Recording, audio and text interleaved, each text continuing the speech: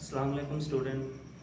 Today we will discuss about the second concept of acid and base, that is Lewis concept. Lewis concept of acid and base पढ़ने से पहले हम जो है ना ब्रॉन्स्टेड-लोरी concept के क्या है लिमिटेशंस पढ़ लेते हैं, वो रह गई थी। ब्रॉन्स्टेड-लोरी ने क्या कहा था, उन्होंने डिस्कस किया था प्रोटॉन ट्रांसफ़र के हवाले से कि एसिड वो चीज़ होती है जो प्रोटॉन किसी दूसरी शय को दे देती है और बेस वो शय है जो किसी दूसरी शय से प्रोटॉन क्या है एक्सेप्ट कर लेती है।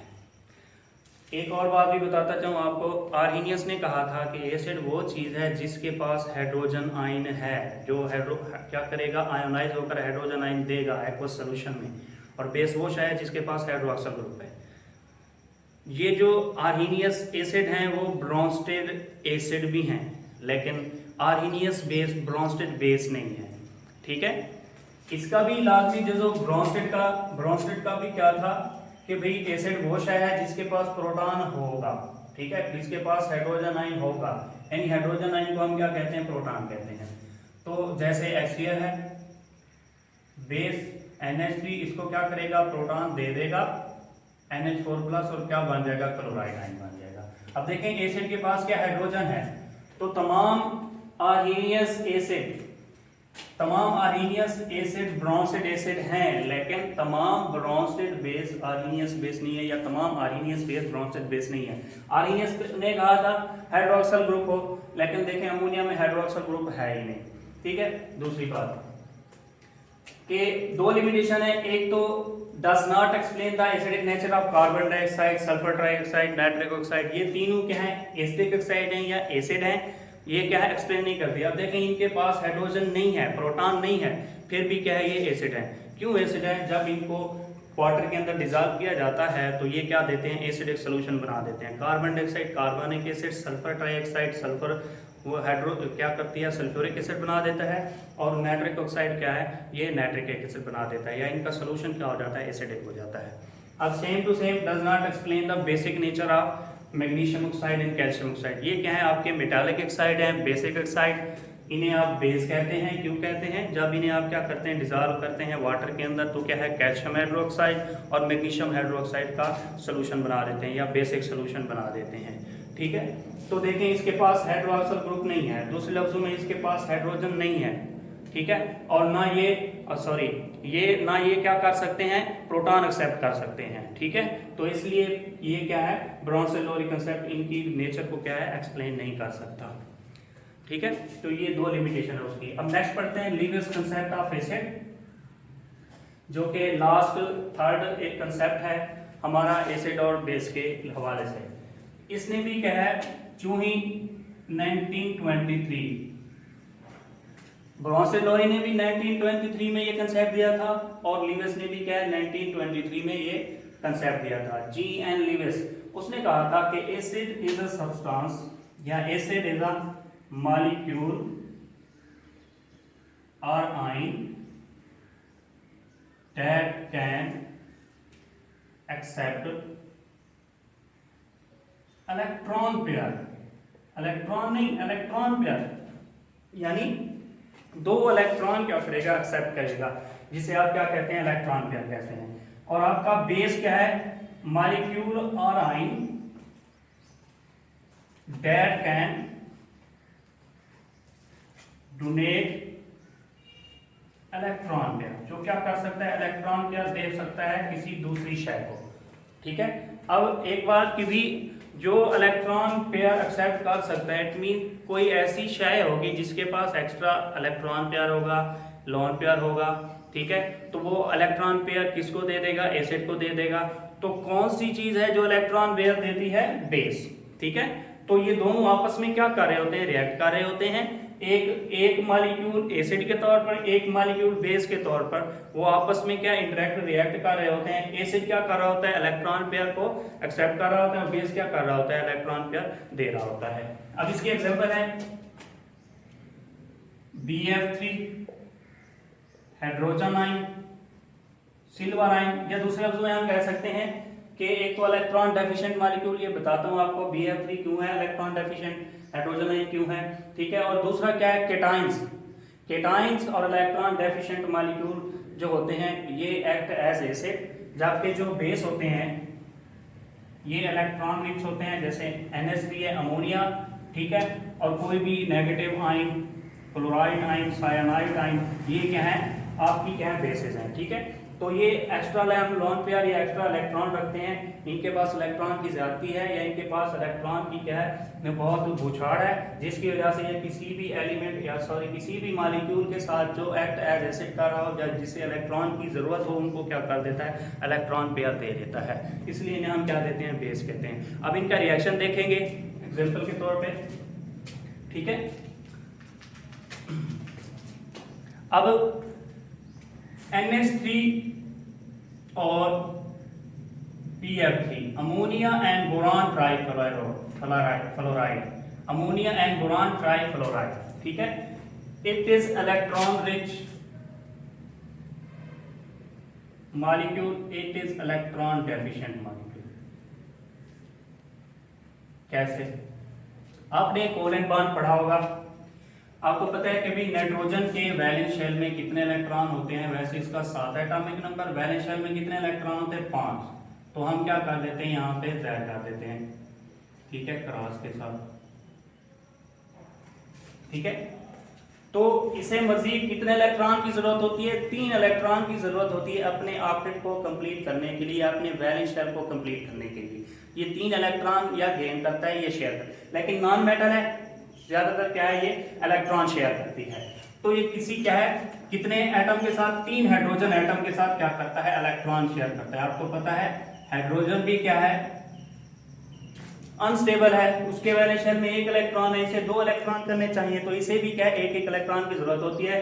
तो 3 हाइड्रोजन एटम कोवेलेंट बॉन्ड बना रहे होते हैं, किसके साथ, नाइट्रोजन के साथ। अब देखें हाइड्रोजन का भी डुप्लेट पूरा हो रहा है, ठीक है, इस साइड पे भी हाइड्रोजन का डुप्लेट पूरा हो रहा है, इस साइड पे भी डुप्लेट पूरा हो रहा है, लेकिन ये 3 हाइड्रोजन के साथ at a time covalent bond बनाता है। आप देखें नाइट्रोजन के पास कितने इलेक्ट्रॉन हो गए आफ्टर शेयरिंग, 1 2 3 4 5 6 7 8, यानी आप इसका क्या है ऑक्टेट कंप्लीट है। अब ये क्या हो गया, स्टेबल हो गया। अब इसमें जो 3 इलेक्ट्रॉन हैं वो तो बॉन्ड बनाने में हिस्सा ले लेते हैं, जैसे आपने याद हो, आपने कोऑर्डिनेट कोवेलेंट बॉन्ड पढ़ा है 9th में कि कोऑर्डिनेट कोवेलेंट बॉन्ड बनता है। तो किसने वजाहत की थी, लीविस ने, कि भी एक चीज जो है इलेक्ट्रॉन पेयर एक्सेप्ट कर रही है या एक इलेक्ट्रॉन पेयर दे रही है तो उनके दरमियान कौन सी बॉन्डिंग होती है, ठीक है। तो इस पे ये भी वजाहत होगी। अब देखिए अब ये क्या हो गया, स्टेबल हो गया। अब अगर इसका स्ट्रक्चर लिखूं मैं इस तरह, सेम टू सेम, ठीक है। अब देखिए इसके पास जो बाकी 2 इलेक्ट्रॉन है जिसे इलेक्ट्रॉन पेयर कहते हैं, ये बच गया एज अ लोन पेयर, यानी ये बॉन्डिंग में हिस्सा नहीं लेता, कोवेलेंट बॉन्ड बनाने में हिस्सा नहीं लेता, एक्स्ट्रा रह जाता है, जिसे आप क्या कहते हैं, लोन पेयर भी कहते हैं, ठीक है। अब ये क्या है, इसका ऑक्टेट भी कंप्लीट है, लेकिन 2 इसके अंदर इलेक्ट्रॉन मौजूद हैं जो इजाफी किसी और के साथ क्या है इलेक्ट्रॉन शेयर कर सकते हैं, किसी को इलेक्ट्रॉन दे सकते हैं, ठीक है। तो अगर बोरान की बात करें, बोरान का एटॉमिक नंबर क्या होता है, 5। इसके वैलेंस शेल में कितने, 3 इलेक्ट्रॉन होते हैं, K2L3। अब देखें या तो ये 5 इलेक्ट्रॉन हासिल करेगा, 5 इलेक्ट्रॉन हासिल करके क्या करेगा, अपना ऑक्टेट कंप्लीट करेगा, अपना ऑक्टेट कंप्लीट करेगा, या 3 इलेक्ट्रॉन जो है ना लूज करके अपना डुप्लेट कंप्लीट करेगा। लेकिन ये बोरान है, ठीक है, मेटलाइट के तौर पर भी जाना जाता है, ठीक है। तो ये क्या है, इसका जो करेक्टर होता है ये इलेक्ट्रॉन शेयर करता है, किसके साथ, फ्लोरीन के साथ।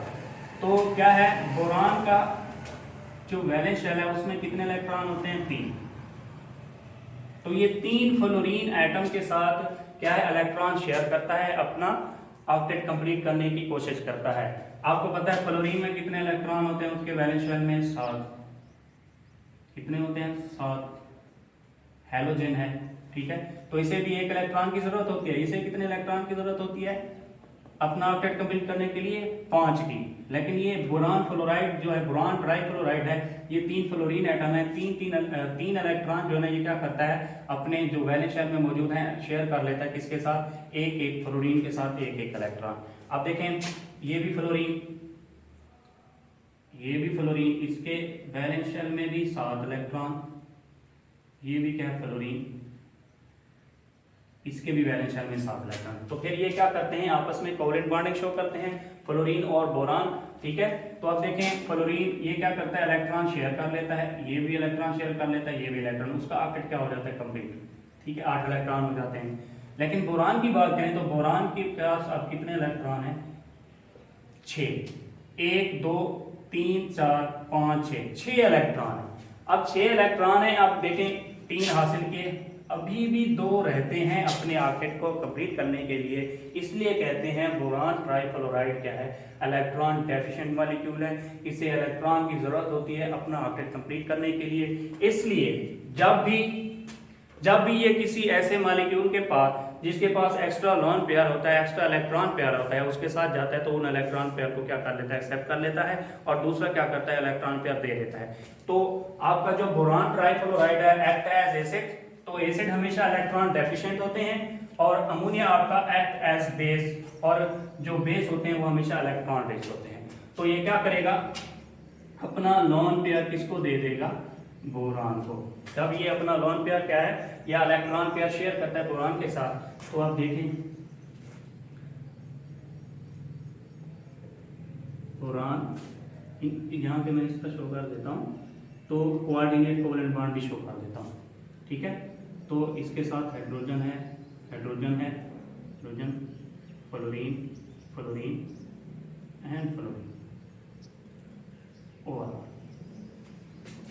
देखें जो हेड होता है वो किसकी तरफ होता है, एक्सेप्टर की तरफ। जो टेल होता है एरो का वो किसकी तरफ होता है, डोनर की तरफ। ठीक है, तो ये अब देखें इसका अब ऑक्टेट कंप्लीट हो जाएगा। ठीक है, उसके पास तो ऑलरेडी मौजूद है, क्योंकि शेयर कर रहे हैं तो हमेशा शेयरिंग जो होती है, तो उन शेयरिंग के ऊपर हमेशा दोनों एटम का क्या होता है, हिस्सा होता है, इसलिए उसका भी ऑक्टेट ऑलरेडी कंप्लीट है। अब इसका क्या है, इलेक्ट्रॉन पेयर एक्सेप्ट करने के बाद क्या हो गया, ऑक्टेट कंप्लीट हो गया। इसलिए जब भी लीविस एसिड और बेस रिएक्ट करते हैं तो एसिड क्या करता है, इलेक्ट्रॉन पेयर एक्सेप्ट करता है, और बेस क्या है, अपना इलेक्ट्रॉन पेयर किसको दे देता है, एसिड को दे देता है। तो आपका अमोनिया बेस है और क्या है ये, एसिड है PF3। इसलिए लीविस ने कहा था कि भी एसिड वो शायद है कि जो इलेक्ट्रॉन पेयर एक्सेप्ट करे, बेस वो शायद जो इलेक्ट्रॉन पेयर दे दे। तो ये रिएक्शन है। ठीक है, BF3 is an electron deficient due to which it can accept electron pair from the ammonia and form coordinate covalent bond and obey the Lewis concept। ठीक है, तो Lewis concept को क्या कर रहे होते हैं, obey कर रहे होते हैं। अब इसी तरह अमोनिया, ठीक है, किसके साथ, हाइड्रोजन आयन के साथ भी रिएक्ट कर सकता है। अब हाइड्रोजन के वैलेंस शेल में एक इलेक्ट्रॉन होता है, वो क्या कर देता है, लूज कर देता है। अब इसका डुप्लेट क्या है, होना चाहिए, यानी हीलियम की noble gas electronic configuration gain करनी चाहिए इसे। तो ये क्या करता है, ये इलेक्ट्रॉन पेयर किससे ले लेता है, अमोनिया से। तो क्या बनता है, हमारे पास अमोनिया आयन बनता है NH3, मैं डायरेक्ट यहाँ पे लिख रहा हूँ।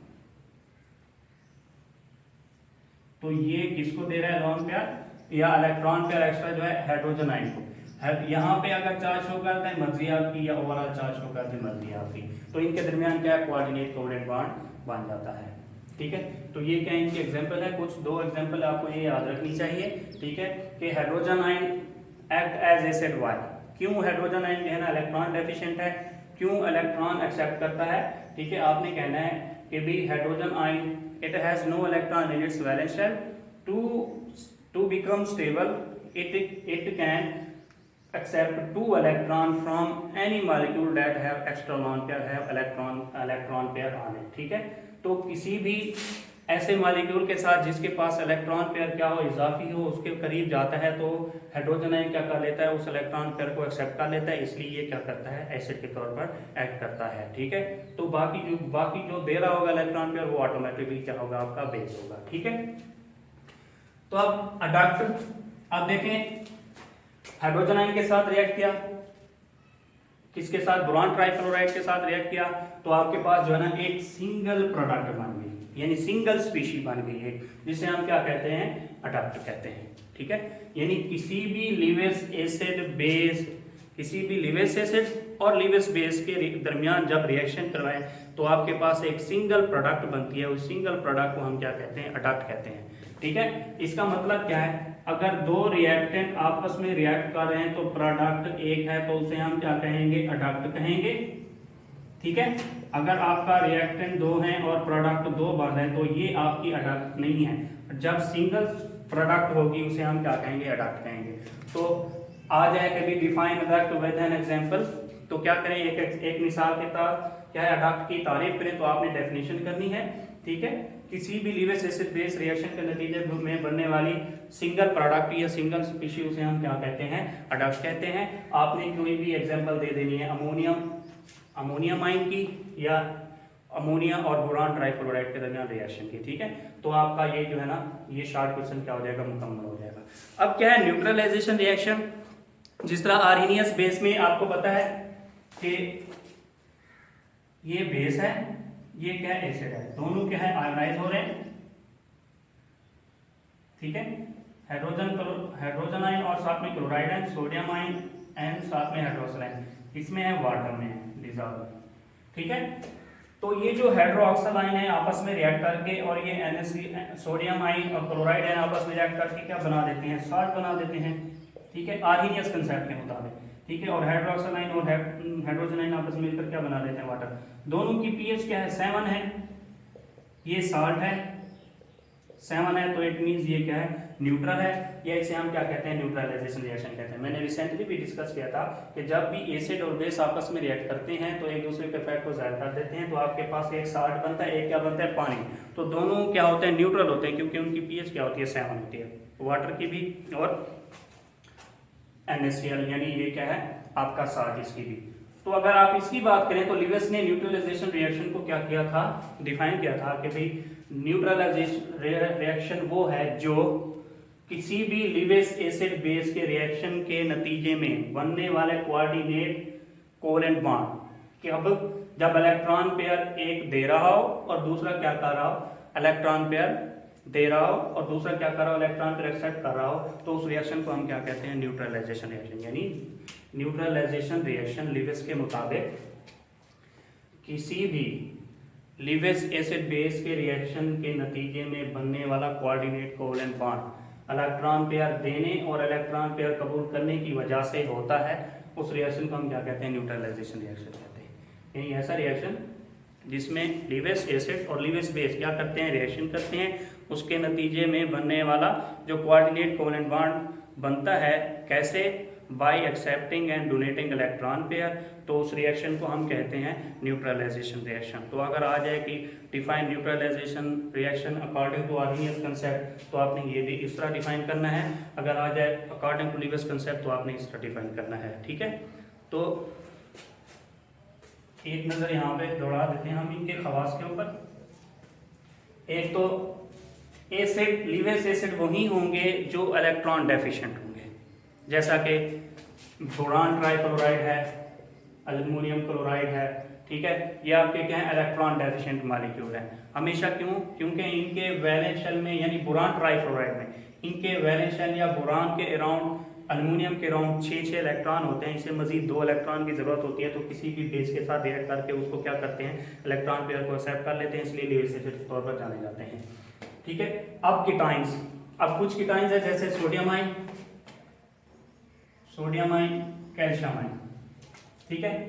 इनके ऑर्बिट ऑलरेडी क्या होते हैं, कंप्लीट होते हैं। देखिए सोडियम इलेक्ट्रॉन लूज करके 10 कर लेता है, इसके इलेक्ट्रॉनिक कॉन्फ़िगरेशन यहाँ से मिलती होती है। इसकी एबिलिटी जो है ना इलेक्ट्रॉन एक्सेप्ट करने की काम होती है बानिस्बत इनके सिल्वर आयन के और कैल्शियम आयन के। अब कैल्शियम आयन जो है इसे 1 इलेक्ट्रॉन की जरूरत है, तो ये क्या है, कर सकता है, लेकिन इसकी एबिलिटी इससे क्या होगी, कम होगी इलेक्ट्रॉन एक्सेप्ट करने की। लेकिन है क्या, दोनों एसिड है, तो ये कैल्शियम +2 भी हो सकता है, ठीक है, कैल्शियम प्लस भी हो सकता है। कैल्शियम +2 अभी इनकी एबिलिटी क्या है, इलेक्ट्रॉन पेयर एक्सेप्ट करने की क्या काम है, क्योंकि ऑलरेडी ये क्या स्टेबल है।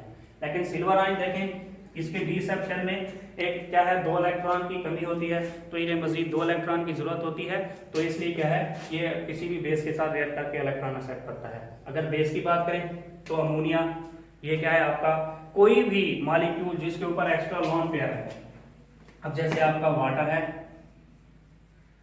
ऑक्सीजन के ऊपर 2 लोन पेयर हैं, ये क्या है, बेस है, एक्स्ट्रा इलेक्ट्रॉन पेयर रखता है।